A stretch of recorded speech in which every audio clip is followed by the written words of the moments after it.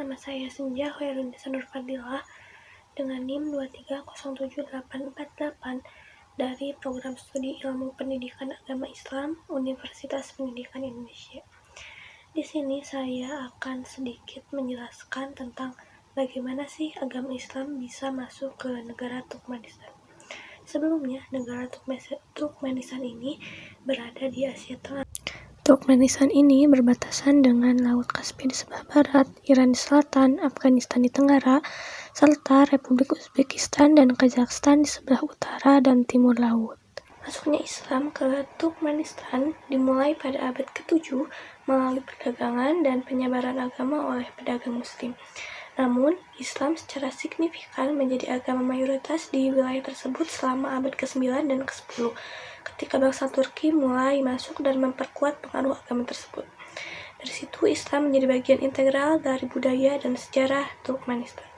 Menurut perkiraan, 89% dari populasi negara Turkmenistan beragama Muslim, kebanyakan Muslim Sunni, sementara 9% lainnya beragama Ortodoks Timur dan 2% lainnya adalah penganut agama lain. Selama sejarah Turkmenistan di bawah Uni Soviet, memperhatikan Islam sangat dibatasi untuk penduduk Turkmenistan. Sebagian besar masjid dan sekolah agama ditutup. Karena pembatasan, Islam sebagian besar dihapus dari kehidupan publik. Pada tahun 1970-an, sebagian besar pembatasan praktik keagamaan akan dilonggarkan, namun batas-batasnya masih terasa dan terlihat. Misalnya ketika bulan suci Ramadan dan hari besar agama lainnya diizinkan untuk dirayakan dan masjid-masjid sebagian dibuka. Adapun jejak-jejak peradaban Islam di Turkmenistan, negara Turkmenistan ini memiliki warisan peradaban Islam yang kaya, terutama karena sejarah panjangnya sebagai bagian dari jalur sutra dan sebagai pusat penting peradaban Islam di Asia Tengah. Beberapa jejak peradaban Islam yang signifikan di Turkmenistan meliputi yang pertama yaitu Kota Merv. Kota Merv ini terletak di persimpangan jalur sutra kuno pasca invasi Mongolia. Kota itu hancur dan 700.000 penduduknya mati berkelimpangan di antara puing-puing kota metropolitan itu.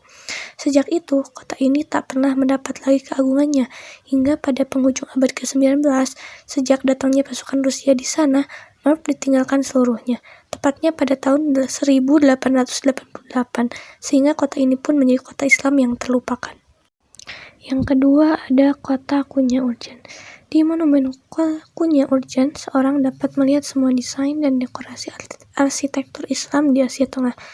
Ada konstruksi dari bataku dan batu bata, konstruksi kubah unik kameral hingga cetak kuno, dan bangunan dengan komposisi rumit dengan sejarah panjang, pengembangan, perbaikan, dan rekonstruksi.